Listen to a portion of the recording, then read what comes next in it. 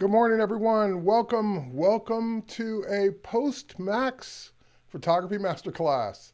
That's right, folks. It's Friday. That means it's typically Masterclass Friday, although we haven't done them in a couple weeks because we were doing all things Max and getting ready for not only the world's, I think, largest creativity conference, but certainly the largest creativity conference in Adobe's history, by taking it all online for 3 solid days in countries all around the world, 24 hours a day, and making it completely free. So that let us have literally hundreds of thousands of people watching Max for the first time. So with that said, my name is Terry White, Worldwide Design and Photography Evangelist. It's great to be back in my regular studio chair, different studios for different days.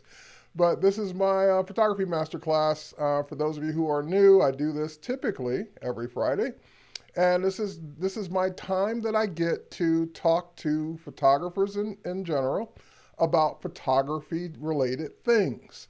If you're new, we normally do anything from post-processing to how to get better in Lightroom and Photoshop to actually doing live shoots in the studio. I've done a few of those where we talk about lighting and gear and things like that. So we typically like to do everything. All right, so with that said, I want to talk about what we're going to do today, which is what's new in photography, meaning specifically for photography in Lightroom, Lightroom Classic, and Photoshop, and also covering many of the things that I didn't get a chance to show in the keynote or didn't get a chance to show in the photography hour. So I did 2 photography hours, both the first day and the second day, plus the keynote the first day. And my keynote was like literally 5 minutes. We got to show 5 minutes worth of things. But today I get to do an hour long or 52-minute long deep dive. So with that said, if you're watching this on another platform, like I see Kevin, Deb, and Christine over on Facebook, and I see some folks on Twitter, I see a bunch of folks over on my YouTube channel. If you're watching this somewhere else, that's fine. You can hang out there and maybe I'll see your comment, maybe I won't. But if you head over to b.net/Adobe Live, I will see your comment because that's the main chat that I'm going to be paying attention to for the masterclass. You don't have to go there, but if you want us to see what your questions, if you want me to see what you're saying, that's probably the best place to ask. All right, so today, again, is all about masterclasses. So I'm kicking things off with photography. I can't remember the schedule. I think Paul Tranny's up after me doing, we have the Photoshop Daily Creative Challenge, then Paul Tranny, then Jason Levine, then then Howard Pinsky doing XD, then Kyle Webster doing drawing and art. So masterclasses free all day, every Friday. And so with that said, without further ado, let's go ahead and dive into today's topic. All right, so today's topic, what's new in photography? I have my laundry list of notes for all the things that I wanted to make sure I covered. So I'm just going to dive in no particular order. We're going to start in Photoshop and cover those things. All right, so let me switch over to my desktop. I've got Photoshop open. Yay, Photoshop. This is the new 2021 version. I do get people every now and then asking me, what version of Photoshop are you using? I'm always using the latest version. I'm never using a version that's not the latest version. So if you don't have this latest version, just head over to your Creative Cloud desktop app and do an update. And it will update, it will show you all the updates, and it will give you the option of keeping your old version or replacing your old version, and that is totally up to you. Last time I kept my old version because I wanted to show the difference in select subject between the 2019 and 2020 versions. This time I didn't feel the need to keep the old Photoshop, but I could always go back and install it if I ever needed it. So with that said, what's new? All right, let's dive into what's new. So I've got an image open here, and by the way, this is also a cross between what I showed at Max, what I already recorded and showed on my YouTube channel, and what I didn't get a chance to show in any one of those. So you'll see some crossover between. All right, this particular example is when you go up to the upper right-hand corner, there's a search icon. And when you grab the search icon, it brings up not just the old search that Photoshop did 2 weeks ago. it's bringing up the new Discover panel. And the new Discover panel is always going to be updated, showing you the latest and greatest things about Photoshop, including the ability to search for whatever it is you're looking for, whatever problem you're having, or whatever you want to learn about Photoshop. You can always do that. That's what this was originally designed for, searching Photoshop, searching your Lightroom photos, so forth and so on. But if you scroll down now, you'll see that it does a lot more. Hands-on tutorials, great. I'm going to come back to quick actions. What's new? User guide, support community. So you got problems, you can go there.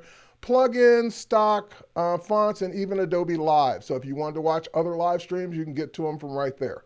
Now, what's cool about this particular one is this is designed to let you go find out how to do something. So if I wanted to remove the background from this photo, I could type in remove background, and it would start proposing either text documents for me to read or videos for me to watch, step-by-step tutorials, so forth and so on. But a lot of times, we don't have time for that. we just want it done. We don't have time to learn how to do it. I'll learn it later. Just do it for me. That's why I'm happy to see some of these quick actions. So if I go to quick actions, it's got some of the most common things that people would want to do in context of the photo. So in this case, it's seeing a photo there and it's saying, remove background, blur background, make the background black and white, enhance the image. Typically, in the past, when you've seen something like this, it was based on the tutorial photo. This is based on the photo I have open. So if I say remove background, it's going to tell me about what remove background does, and I could go learn all about that. But more importantly, if I just click apply, it'll do it to my photo. So this is what I mean by a quick action for just getting into getting things done on your existing photo. Now, if it wasn't good enough, because this guy's got hair, it even prompts me to, hey, you want to know more about select and mask and get into that and learn more about that capability? And you can. Now, select and mask, you can even see it in the upper left corner. It's showing me where it is in case I didn't know, because it's always trying to teach me. But if I were to now go into that, it would take me into the select and mask mode where, let me close this a little bit. There we go. Did it take me into select? Yeah, it took me into select and mask, where I can continue working on this photo and enhance it even more if I needed to for working with the hair in this particular photo. Now, I'm going to go to my refine edge brush because there is something new here that I'll be honest, I didn't really know on day one either. Like, I didn't know that this was here. I didn't know they added this. And you'll notice that there's now a button, a new button at the top, refine hair. That wasn't there 2 weeks ago. That wasn't there. It might have been a beta, but it wasn't there in the release version. So you have different modes now for select and mask. So if I click refine hair, it will take me into the refine hair Adobe Sensei powered refine hair and do an instant better job on the refine hair. And if I do use the refine brush, it's designed for hair if I'm in that mode. So it's even taking it up a notch for what we did in June with the portrait select subject. It's even getting better at hair from June to now. So hair, that's the thing that people always said they wanted it to do a better job of. It's now doing a better job, like you asked. Just click a button and you get a better refined edge for hair. Now I can go in and tell it to output this to a new layer with a mask. I get my new layer with a mask, and if I were to now I'm just going to grab a random background and put behind this guy. If I were to grab a random background and put behind it, it cut it out perfectly. Look at that. That's just amazing to be able to do that now in one click. And I could have still use the refine edge brush. I could have still brushed it if it didn't do it perfectly, but it did it perfectly. Here, let's zoom in. Let's take a look. And if it wasn't perfect, I still have a mask to work on. That is unheard of with a click in Photoshop, that now it's doing that. All that blue sky from his background is gone, and it made literally a perfect mask. If we were to go ahead and turn that on or off, we would see it. But it is just pretty freaking cool. All right, so that is the new Discover panel, and I kind of snuck in the new Refine Edge, Refine Hair click button that I wasn't even aware of until recently. All right, but you get the benefit of me finding out about it. All right, so with that said, let's head over to the big one that people are like most excited about, and I showed this in the keynote, the sky replacement, and I want to get into some details about this as well. So sky replacement, and here I'm going to go to one. This is the one I did in the keynote, but I think I've got one here. Let's go to a couple of these, a couple of photos I did not use in the keynote. Now, this is a photo. I purposely added this photo to my library because this photo I took back in 2008, 2009, I can't remember. And this is Horseshoe Bend up in the Utah area, Page, Arizona area. And this is the sky I got that day. And I was never happy with this sky. And I remember spending hours trying to make the sky look better. And then I always tell the story. And then I was almost in tears when I got back to my hotel room that I could not get my sky to look good as I'd seen in other images. Then I kind of Googled Horseshoe Bend, and I start looking at other people's photos of Horseshoe Bend. And here's something I realized is that depending on the time of day you capture this, usually people do this at sunset or sunrise. If you do a sunset capture of this, you're good luck trying to get a good sky. It's just not always a good sky on this particular scene. I got one the following couple years. I did get a good sky, but this one I did not. So what I ended up doing was this. I was like, I just can't get it right. Let's do that. There we go. And I cheated. I just said, that's Horseshoe Bend. And I was happy with it from that point on. This actually brought a smile to my face because I went and looked at other people's photos and I just realized that not everyone shows the sky, because if the sky was bad, you just don't show it. But now I don't have to do that anymore because this is back to that original photo. I've retouched the bottom portion, but I left the sky just the way it was, just the way it was captured. And now if I were to go into Edit, Sky Replacement, and I were to let it pick a sky, this is one of the built-in skies. That one's not that great, but I can go in and I can go find a sky that I do like. Now the skies are in different categories. So there's blue skies, there's spectacular skies, and there's sunsets. And you can, of course, add your own. So all those skies you've just been walking around pointing up at the sky and taking when you see beautiful skies, now you got some use for them because you can add them in. So I can go into, let's say, spectacular, for example. Let's grab a different sky, and now I'm starting to get what I've always wanted, what I always dreamed this image could be. I can just click on any one of these, and it figured out what the sky was and started doing the replacement. Now, there's still a little haze issue down here at the foreground. I'd probably go ahead and dehaze that with an adjustment brush. But as far as just getting a better looking sky and having it tone the foreground accordingly is just doing what I've always wished I could have done with this image. So I could go pick the sky that I want, finish adjusting the foreground, and just kind of get the look that I'd always hoped I would have on this image of Horseshoe Bend. I kind of like one of the earlier ones. I kind of like that one. All right, so if I decide that this is the sky I kind of want to start with, then I can go ahead and click OK.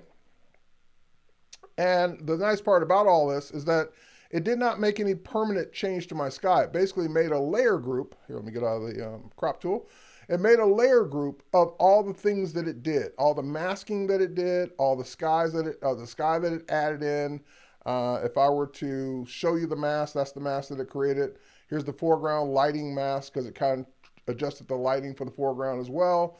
And then I can just go in and just start making any adjustments I want from there now that I've got a better sky. So I might go in, for example, to the background. I might go into my camera raw filter, like I said, and I might go in and start just dehazing that background a little bit with my adjustment brush. Why is my camera raw filter all grayed out? I don't know why my camera raw filter's all, oh wait, I probably have a dialog box open somewhere. No? Oh, there it is. Okay. So I go in and I would grab my adjustment brush, make my brush smaller, And let's go in and not choose exposure, but let's go in and choose a little dehaze. There we go. And I would just start dehazing, yeah, just bringing back in some of that detail at the top up here and getting that looking the way I want it. And then once I click OK, I'm not saying I'm done, but yeah, starting to bring that back in and kind of making that match a little bit. I still tone down this blue area a little bit more on the left-hand side, but basically I'm getting the kind of sky that I've always wanted for this shot. Now, if we hop back over here to the shot that I used as an example for the keynote, here's one of the things that people might not have noticed right away. And here, let me show you what I did. So I went in and I went and grabbed, I don't even have the sky that I used for the keynote, but let's go to blue skies. And I think I used just a blue cloudy sky. Let's pick one of these. All right, cool. That was similar to this. And I'm just basically replacing a daytime sky with a daytime sky. So if I were to move this around, you can see that it is a layer. You can even see the edge of the layer. There it is. And the beauty of this is, and this is the true magic of the sky replacement, is that it not only had to figure out what the sky was, but it also had to adjust for the foreground, the bridge, the suspension ropes, the trees, the branches, all that little stuff down here at the bottom. It had to figure out how to mask so that you could see the new sky behind it. It did that in a click. That had taken me several minutes, if not hours, to do that right.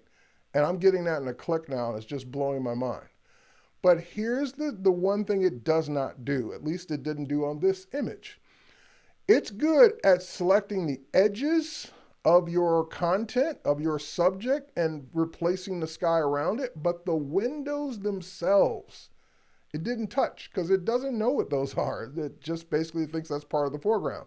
Now, if I pick a different time of day, like if we go down to those sunsets, and I pick a sunset, it does adjust the color of the foreground. It does try and adjust the bridge and the color of the buildings, but the sky reflecting in the windows is still the original sky. Now, when I first recorded my keynote demo, this tool wasn't even in the build yet. There is now a brush tool. Here, let me zoom in so you can see it. This brush tool is new as of the release or one of the later betas. So you can now go in and say, oh, it missed parts of the sky. I can go in and start brushing that sky back in to those windows. And I'm just doing it on this one window here. I'm not going to do everything, but you get the idea, because all it is just a mask. So you're telling it non-destructively to brush that sky in, that new sky, into these windows. And you have different modes for your brush. So it's using normal, which means it's just, I think the original default mode is overlay, but you can switch to whatever brush mode you want to brush in the sky that's behind the buildings, so it's actually getting the right sky. So if it missed parts, if it did not do exactly what you wanted, and even remember that on the horseshoe bend, that little blue ridge, well, I don't have to keep that ridge. I could have brushed it away and just given it more sky. So it's really up to you for what you want to really go in and adjust. So there's like this little yellow streak. I don't want that there. And again, I'm doing this at 50% opacity. So if I go back over it again, it will completely take it out.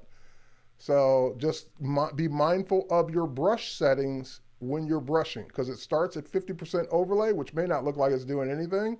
And then if it's like a stubborn spot you need to get out, just remember you're brushing at 50%. If you go over it again, now you'll be at 100%.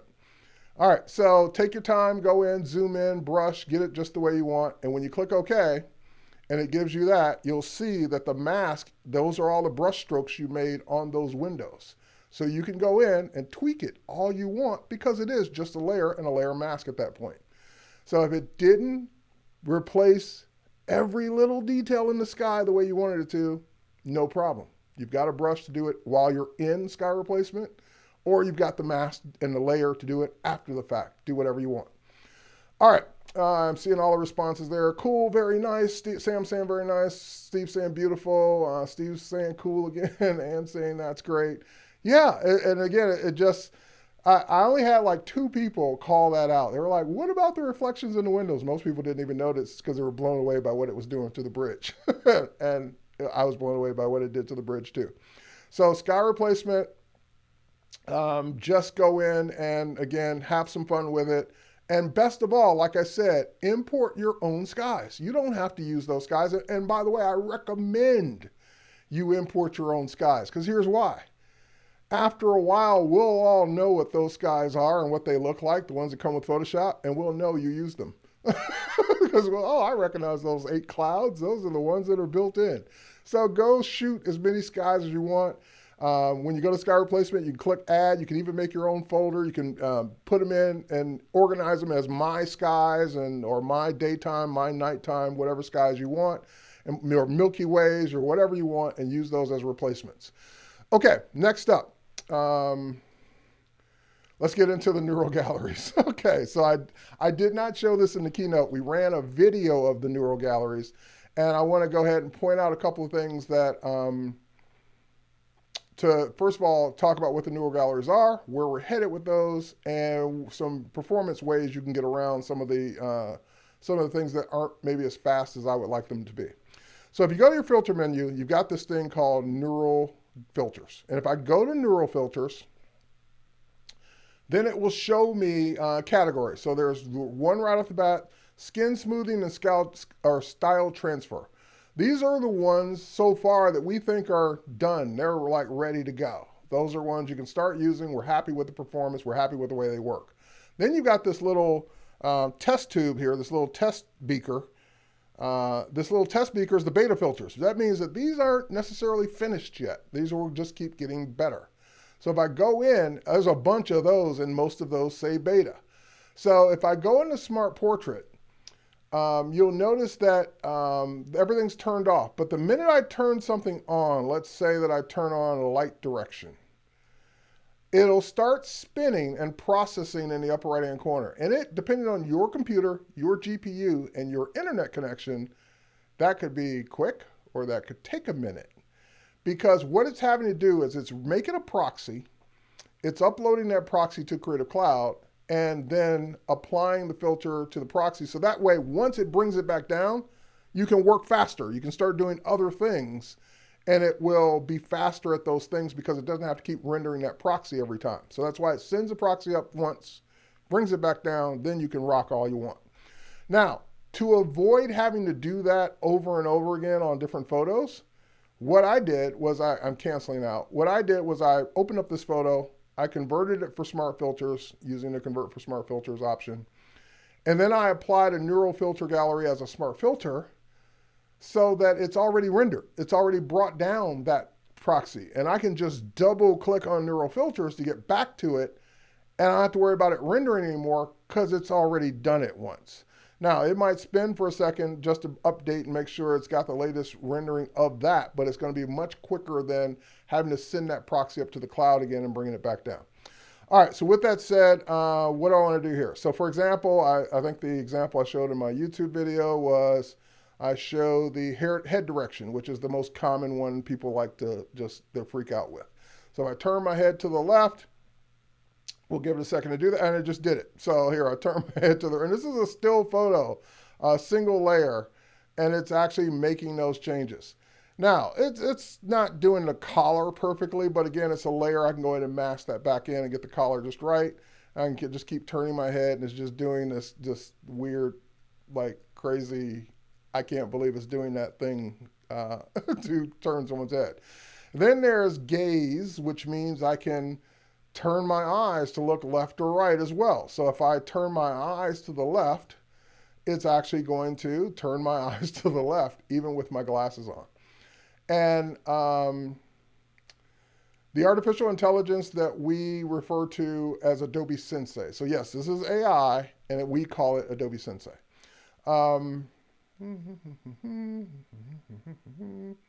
Where are the neural filters located? Under filter menu, I already showed that. I'm just making sure I catch up with the chat. This is one feature. I played with it during the keynote. Let's get moving, blah, blah, blah, blah, blah. Okay. How do you remove those pesky halos? Again, it's a mask, so you can select the subject once you're done and then invert the selection and just remove the mask. Remove the halos. There's lots of ways to get rid of the halo if it's got a halo on it. All right, so next, for example, I'm going to turn those off now. and it'll just go back to the me looking forward. And there I'm going to go ahead and just play with the facial age, which I did earlier. So facial age, it didn't do as much to the face as I expected. Like I expect to start seeing wrinkles and things like that. I'm seeing it slight amount, but it's doing more to my hair. And let's say that, as I get older, maybe I'm going to cut my hair shorter, so I might do less hair thickness. And yeah, there we go. That's about right. And I'm just happy that Adobe Sensei thinks that I'm going to get to keep all my hair when I get older. That's like, I'm pretty happy about that. All right, but that's the older me, and of course I can turn off the hair thickness and I can try a younger me. And when I go to a younger me, hey, I look the same. This is awesome. I'm 103 years old, but I always look the same. This is great. I am from the future, so I just always look the same. All right, anyway, that is facial age. That's kind of fun to play with. And you can have the happiness slider. The happiness slider, last time I tried it, did weird things. Let's see. Let's see if it makes me happier. Yeah, there we go. Hey. So have some fun with these. I'm not sure as photographers if you're going to get a ton of use out of the smart portrait just yet, but hey, someone's smiling a little too much or not enough, you can tweak it and just see what that gives you. But certainly worth a shot if you had an issue with a photo that you kind of wanted to just make a little bit of an adjustment to. Like I said, with any slider, don't go too far, because that's just that's just a recipe for disaster if you go too far on any slider, and that's always been the case. All right, I'm going to cancel out of this. I'm going to show you a more useful version of this. I got this photo. This is an Adobe stock photo, and I've got this photo, which is an Adobe stock photo. This photo, as you can see, highly creative, highly designed. They match the background with the makeup. This is basically a very professional looking shot. But what if you wanted to see what that kind of makeup would look like on her? Not the borders, not the background. You'd have to Photoshop those in, but just the makeup alone. So I can go to this photo, go into the neural filters under the filter menu, and then go to something called, not Smart Portrait, but Makeup, where is it? Makeup Transfer. So it's right under Smart Portrait. So if I go ahead and turn on Makeup Transfer, then it'll ask me, what's the image you want, because it knows you want to use this image to put the makeup on, but what's the image you want to get the makeup from?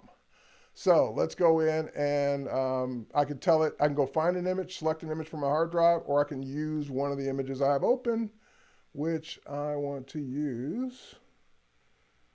Is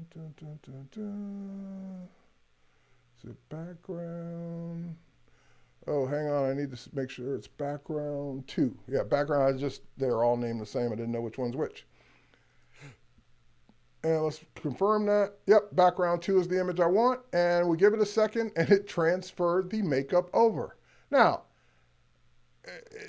it did it. It figured out what the lips were. It put the blue lipstick on. It figured out what the gold eyeshadow was. It put the gold eyeshadow on, and it actually did it. It's not bad at all.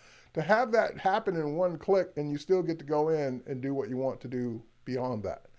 So makeup transfer, I could see some uses for that. That's pretty useful to, especially from a creative standpoint, to say, well, I have this shot that I took and I kind of want to experiment and enhance it even further with a makeup transfer. Boom, away you go.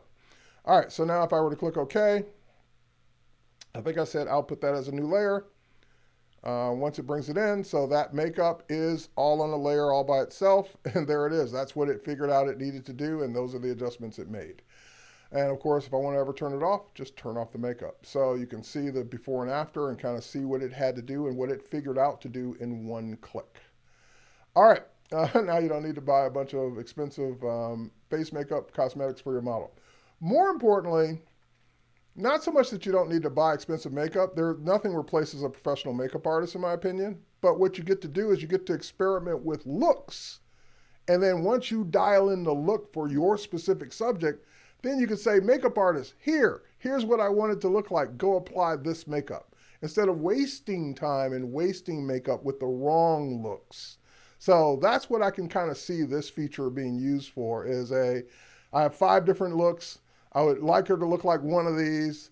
I don't know which one's going to work best. I apply each one, kind of get a feel for them, and then say, okay, boom, that's the one I like. Makeup artist, go to town. All right, so that is the neural filters from a makeup transfer standpoint. Now let's pop into this one. This is one of my favorite ones. And this is the, see people asking questions to themselves, blah, blah, blah. Can it wash off if your makeup is already wearing? Yeah, if Reverb Mike, if the makeup, if can't it wash off? Can it wash off? I've applied it to images that already had makeup and it did an okay job because again, it's replacing that part of the image with the new makeup. So it doesn't need to wash it off necessarily as you would need to do in real life. All right, next up, black and white photo. Again, I downloaded this from Adobe Stock as is, black and white. I didn't do anything to it, didn't touch it at all. This is the way the photo came in. Went up to my filter menu, neural filter. Come down to the beta area and click Colorize. Again, now think about this before I turn it on. You've got grass, you've got sheep, all different alternating shades of sheep. You've got trees, you've got mountains, you've got sky, sun, and a sheep herder. And it's having to figure out what color all those things should be from a black and white photo. So again, I'm just going to go ahead and click one time, turn on Colorize, and there it is. And when I saw this result, and it happened so fast, I was like, whoa, wait, did I see what I just saw with my own eyes?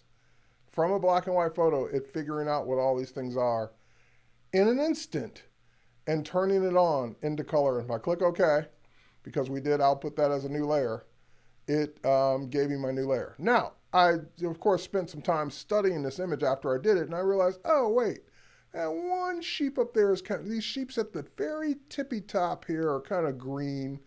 Maybe they shouldn't, there's kind of bringing some of that grass onto them because maybe it didn't know that that was a sheep. It thought it was part of the grass. But again, it's a layer.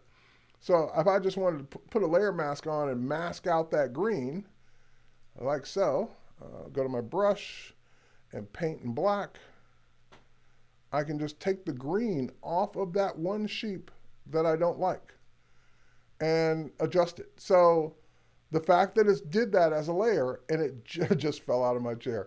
Yeah, Rudolph, the fact that it did that as a layer and it just didn't, like it figured out what everything was. And I was like, okay, that was, you know, maybe that was luck. Let me try it on this one. Like, let me try a different one.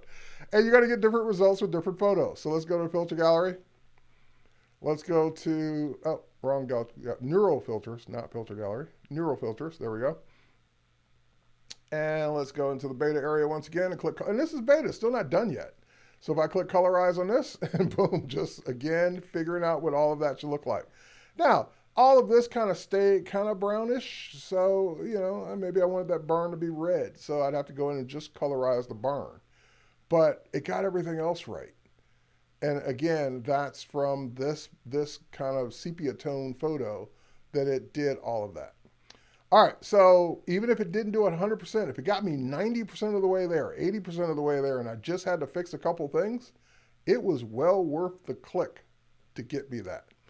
All right, next up, I'm gonna cancel out of that one. All right, and let's go here. We did that one already. And I think I'm done with my Photoshop. Let's move on. All right, let's pop over to Lightroom. All right, so a couple new things. This is not Lightroom Classic. This is Lightroom, sometimes we refer to it as Cloud version.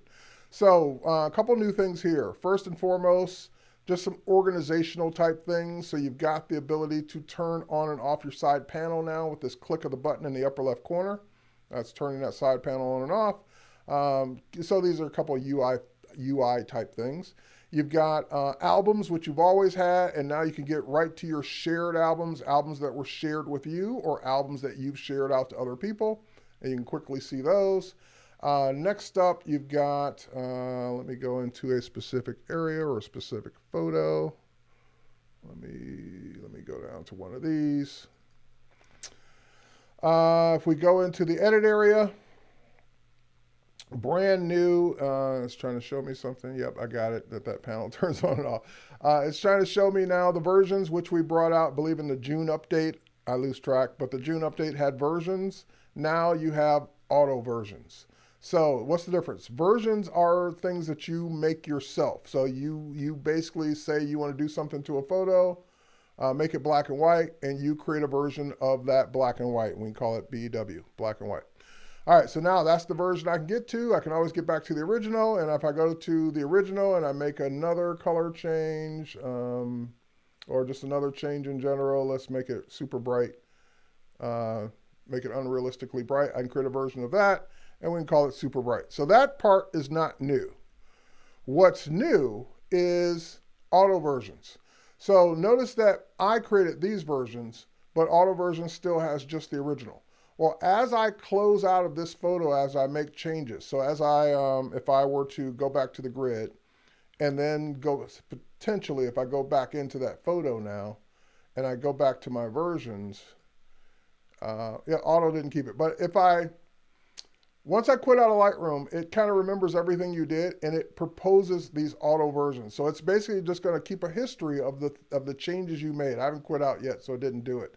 But once you quit out of Lightroom, it will make versions automatically of all the things you did, so you can always get back to previous versions automatically. So you can still make your own versions. You can still get to any particular time or edit you want. But auto versions, even if you don't make versions, will make versions for you. And they don't take up any extra space, so there's no concern for that. All right, next up. Let's go into... Go back to the grid here, and we're going to go down to this album. There we go.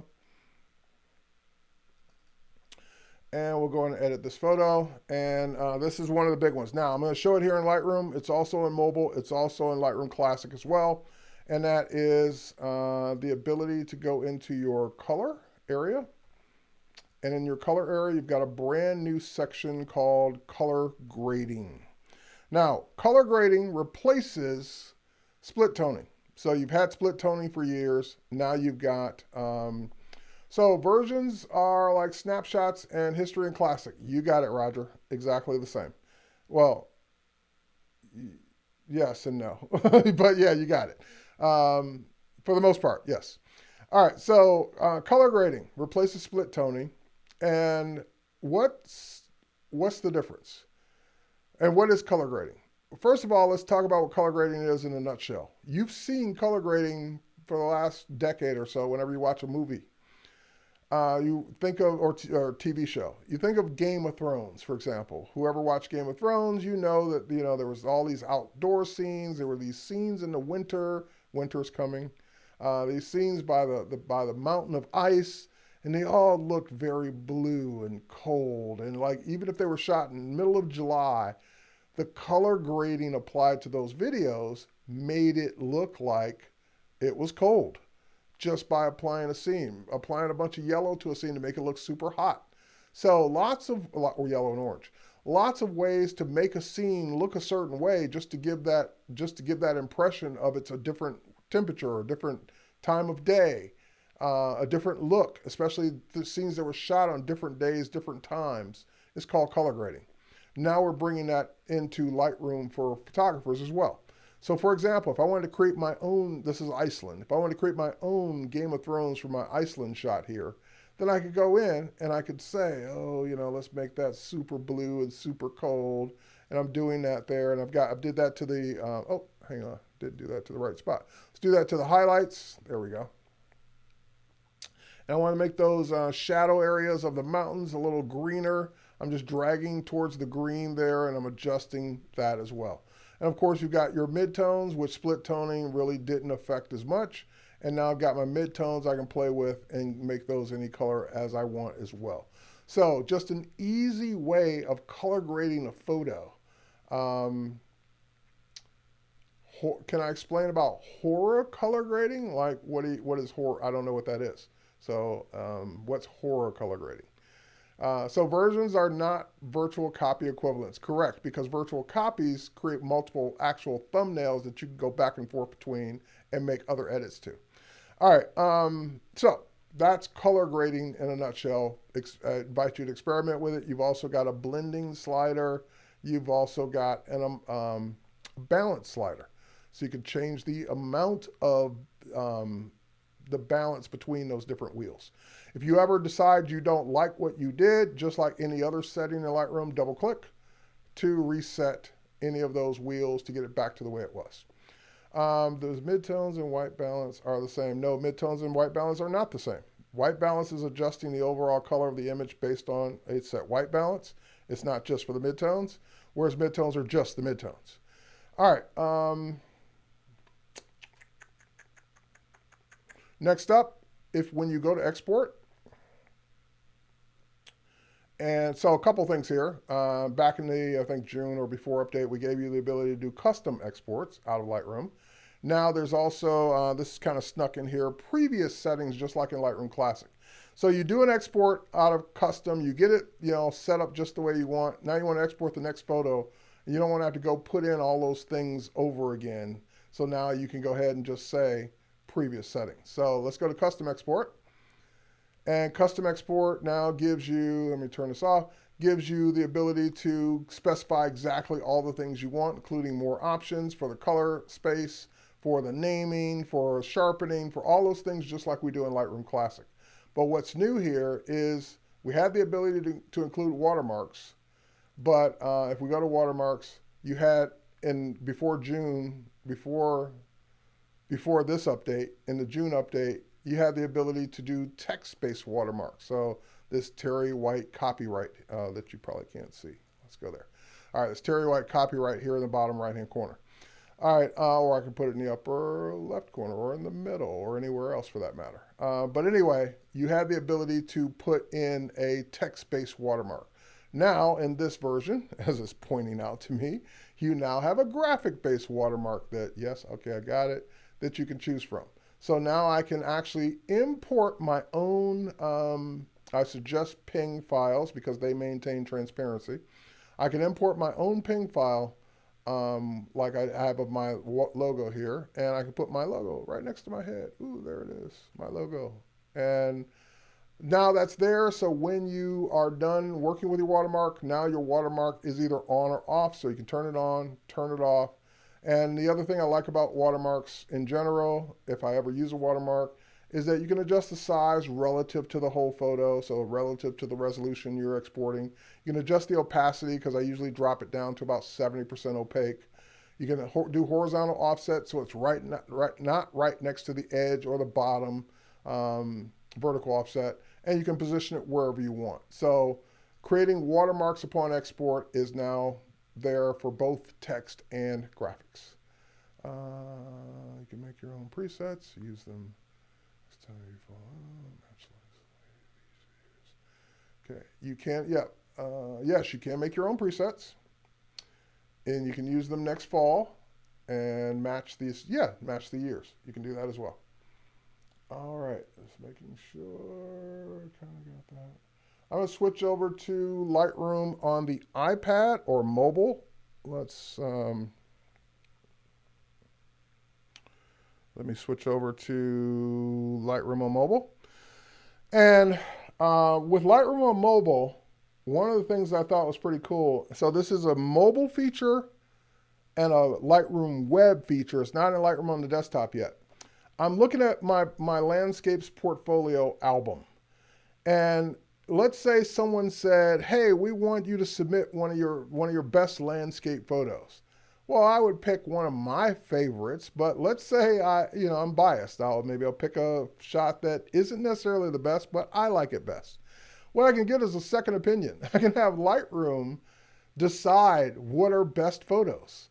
So if I go to an album, and it has to have at least 10 or more photos in it, so 10 or more, and I go up to the upper right-hand corner to the menu, there's now an option, choose best photos.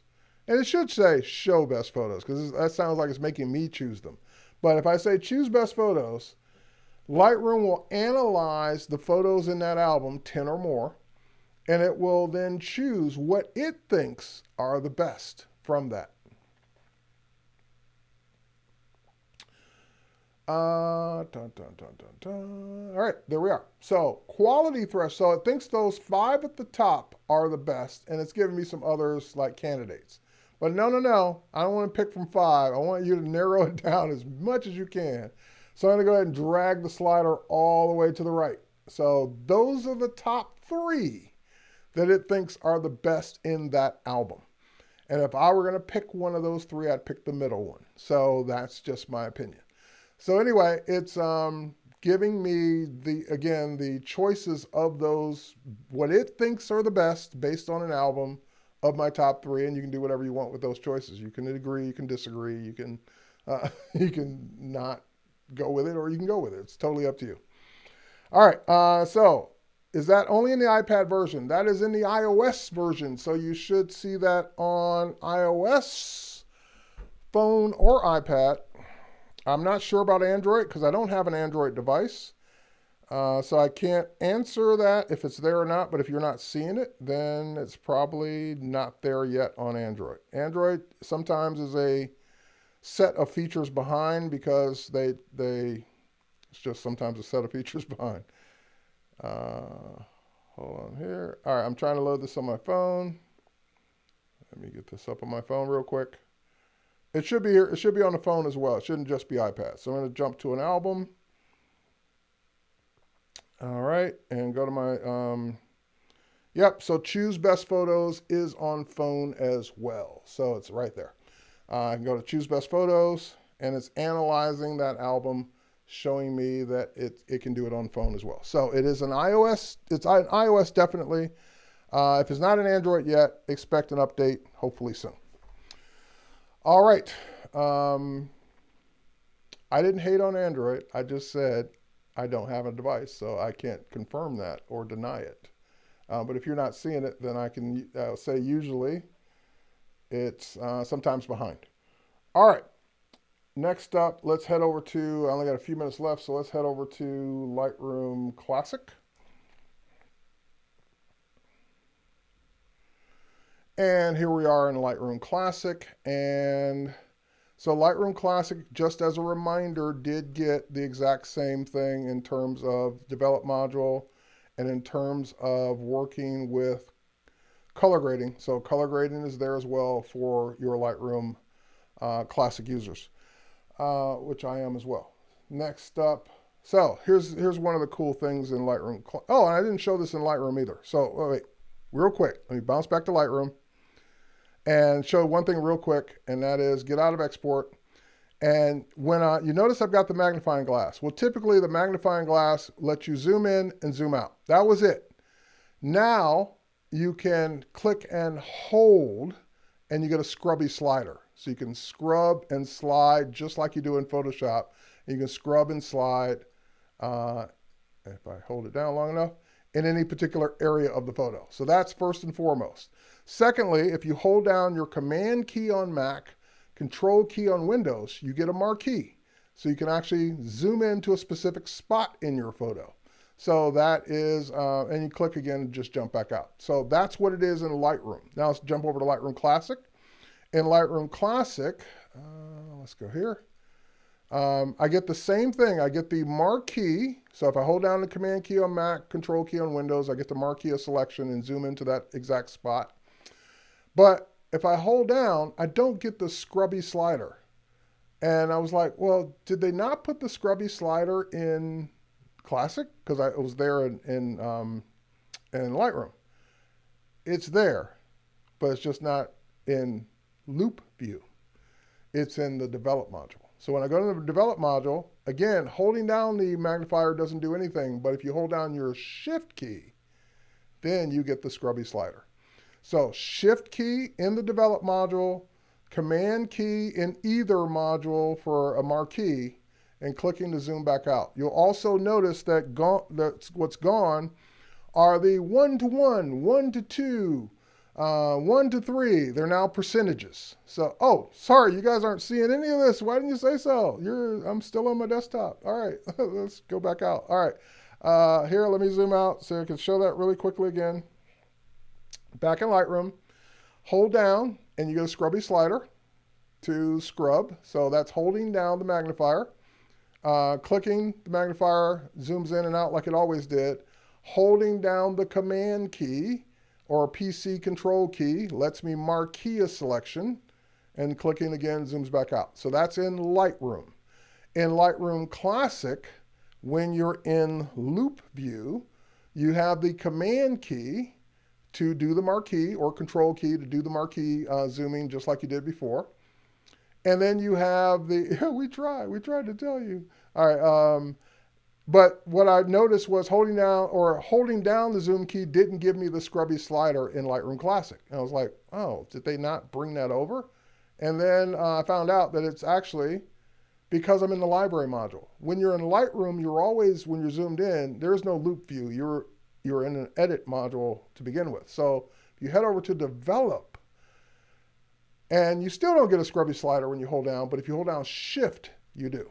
So if you hold down the Shift key, you get the scrubby slider in Lightroom Classic in the Develop module, just like you do in Lightroom.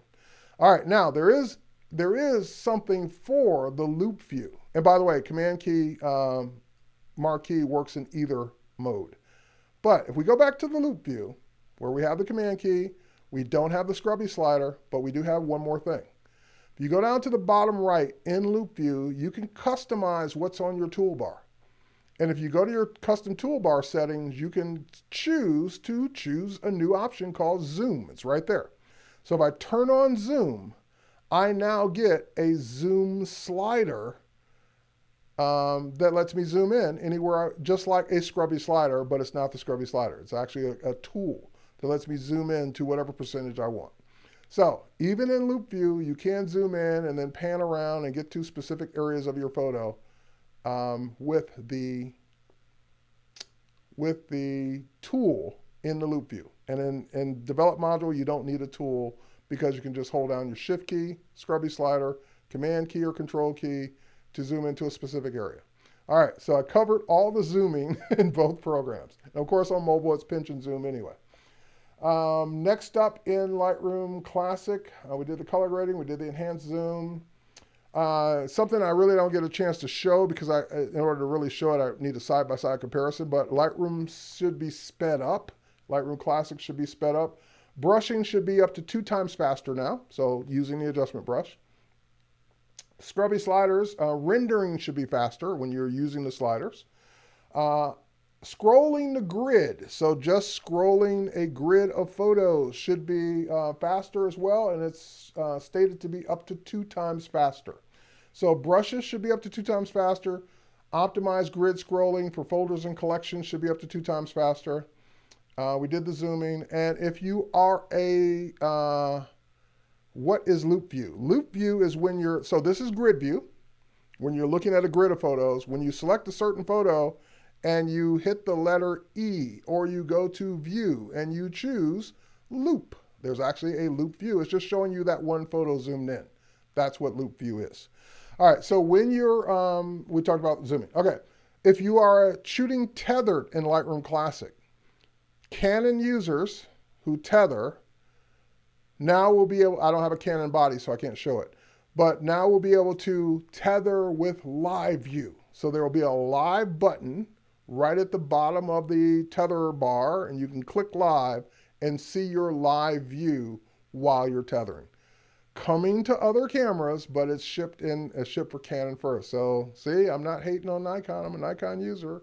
Just like I'm not hating on Android, some things come out for different platforms first. All right, and I'm right at the top of my time. I'm just making sure I don't cover it. There's one more little thing, like all the fonts have been, for Lightroom Classic, a little subtle thing, have been switched to a font we call Adobe Clean, just cleaning up the UI, making it a little easier to see the text, making the text a little cleaner, and should be more spacing and keywording, whatever that means. So just your keywording panel should be better as well. All right, thank you for the class. We appreciate your time. Don't forget to vote. Yep, I agree. Don't forget to vote, everyone. I already voted. My ballot's already been accepted. Just making sure I don't miss any questions while I got an extra second or two here. Yes, Lightroom classes faster. Worked a bunch in it today. Awesome. Thanks, Sean, for the confirmation. Roger, you're welcome. I'm glad you liked the presentation. And please re-show where Best Photos is in Lightroom Mobile. So I can do that real quick. Let's go back to the iPad. When you're in an album, so here, let me pick a different album. Let me go to my Nature and Animals album. When you're in an album, the menu in the little 3-bar menu, little 3-dot menu, that's where you'll find Best Photos. So where you go and choose your sort, so I would normally sort this custom. Where you do all of that is there's a choice for choose Best Photos. And it will analyze and then find your best photos based on what it thinks your best photos are. And I'm dying to see what it thinks for this album. And I'm going to run out of time. Oh, there we go. Okay, so now, again, I always slide it over. So those are the top 3 photos in that album it thinks. And I agree with the tiger shark one. I agree with the animal in the middle. I forgot what it is, but I agree with those as well. All right, so that's it for my time today. Hope you had a great Max this year. Of course, it was all virtual, all free. But guys, stay tuned for more, and stay tuned for, I can't remember the schedule what's after me, but it usually is the Photoshop Creative Challenge. It might be something different today, but stay tuned for more masterclasses all day long. Cheers, everybody. Thanks for watching. We'll catch you on the next one.